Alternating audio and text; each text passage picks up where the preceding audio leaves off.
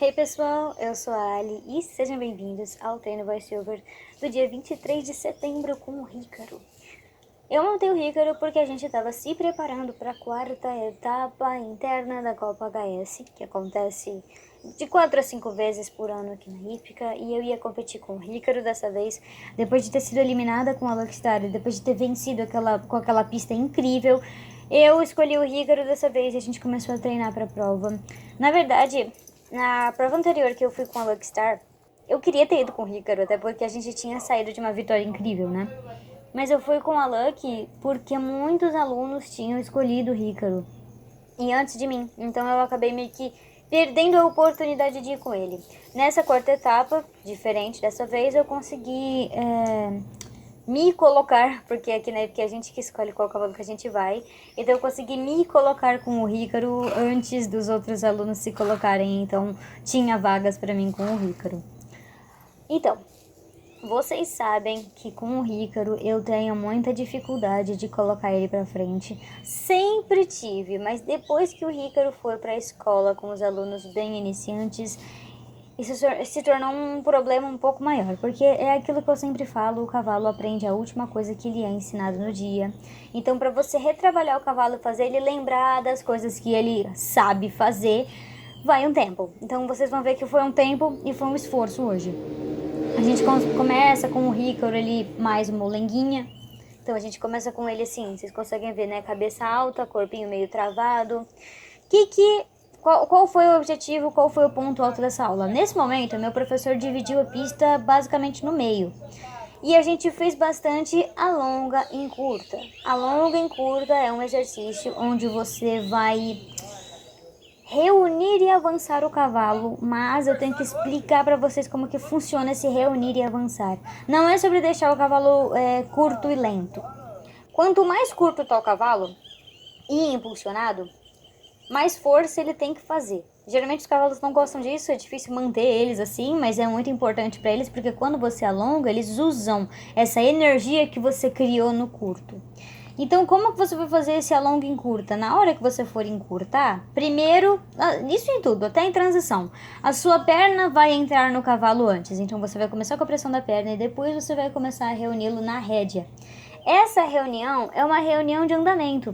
Então, ele vai ficar mais lento e ele vai ficar mais curto. Vocês conseguem ver que o Hícaro tá andando a quase que 3 metros ali só, né? Tadinho.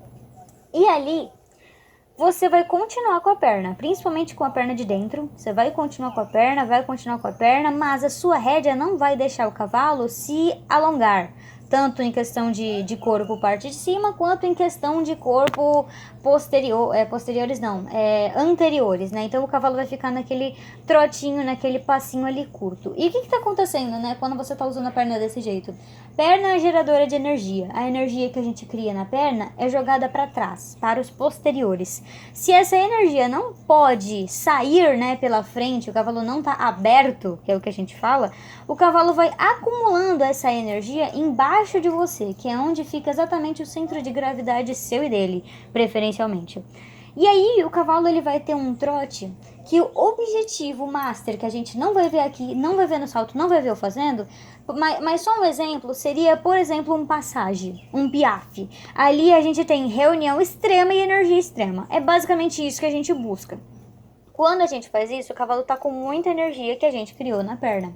Agora, quando a gente alivia aquele excesso de contato na mão, deixa o cavalo se esticar e usa a perna para o cavalo avançar, ele vai entender, opa, agora eu posso me esticar. Ele estava cansado pra caramba de fazer aquele esforço todo, então ele vai se esticar, ele vai usar os posteriores dele, a ponto de que os posteriores dele realmente quase toquem as mãos, ou até mesmo cheguem a tocar as mãos no trote, na diagonal do trote.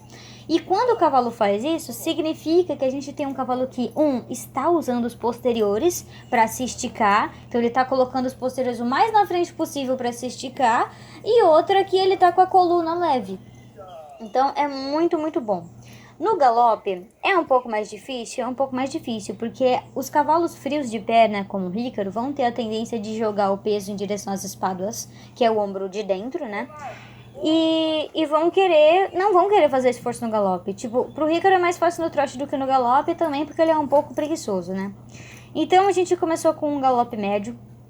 Você viu que a gente fez pra esquerda e pra direita o trote e fomos agora galopar, né? Eu comecei pelo lado mais fácil dele, porque senão eu ia estar completamente exausta. Esse é um cavalinho que cansa, vou contar pra vocês. E primeiro a gente galopou num galope médio, era manter o cavalo cadenciado, galopando normal. E depois a gente fez um pouquinho de alonga em curta, que não precisou ser uma alonga em curta tão expressivo assim, né? Nem tão curto, nem tão longo. Porque primeiro que ia me cansar muito. E o Ricardo, ó, nesse galope, nesse tipo de esforço que ele já estava fazendo, já estava bom. Outra coisa que é muito boa para gerar impulsão é fazer transições com o cavalo. No momento a gente fez essa transição ao trote. Quando a gente faz uma transição ao trote, não é só o cavalo cair pro trote. Ah, nossa, tô galopando, Paco, vamos trotar, pronto, acabou. Não. Quando a gente faz essa transição, é o mesmo que a reunião. Primeiro começa na perna, pressão de rédea. Só que é um pouquinho menos de pressão de perna do que só para reunir e um pouquinho mais de pressão de mão para ele não continuar galopando, né? E ir pro trote. Quando o cavalo vai pro trote, a gente tem duas coisas que a gente tem que pensar. Que é uma transição decrescente, para um andamento decrescente, mas ele precisa estar crescente. Então ele não pode nem querer parar, ele precisa querer continuar impulsionado e querer continuar fazendo força. E também que ele não pode te arrastar. Alguns cavalos pesam para baixo na boca e querem arrastar você. É um trote grande, com força, só que é um trote aberto. Ó. A gente consegue ver o Ricardo fazendo um pouquinho disso aí nesse momento. As patinhas dele quase não saem do chão. Então, isso aí é não ter muita impulsão. A impulsão é o que leva as pernas do cavalo e o cavalo como um todo para cima. Então, o que a gente precisa pensar? A gente precisa que ele faça o trote, né? A gente precisa que ele vá pro trote nessa transição. E a gente já coloca um pouquinho de perna pro cavalo trotar com impulsão. Começamos a saltar. Começamos com uma ginástica de varinha de 3 lanças antes do salto. Um salto e mais uma vara de 3 lanças que fica um pouco mais apertado. Paralela bem apertada. Então, começam as minhas dificuldades, né? O Ricardo galopa um pouco aberto. Principalmente que ele tá de embocadura D, né? Bridão D. Eu gostava muito mais quando ele tava de neco. Eu sempre vou falar isso pra vocês. Mas, fazer o que, né? Ele fica mais aberto. Então, pra mim, é mais difícil. Isso que eu fiz de colocar o Ricardo pra trás é literalmente fazer e forçar mesmo o cavalo a colocar os posteriores embaixo do corpo. 6 lanças depois da varinha, depois do salto para a varinha. E a gente vai manter e entrar nos 1, 2, 3.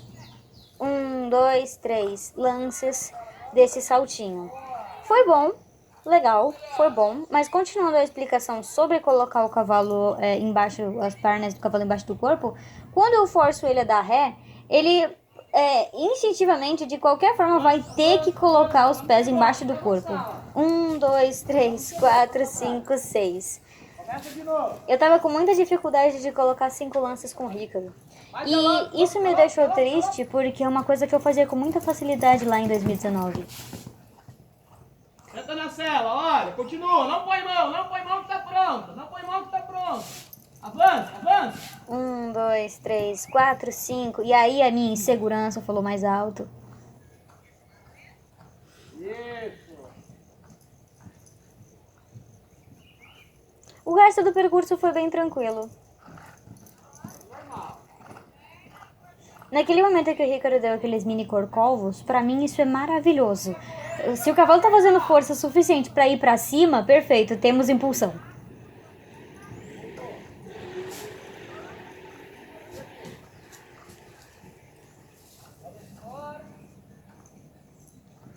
Normal até o final, voltou.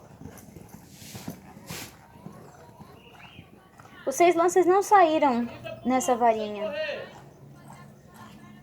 Tem que correr, não precisa.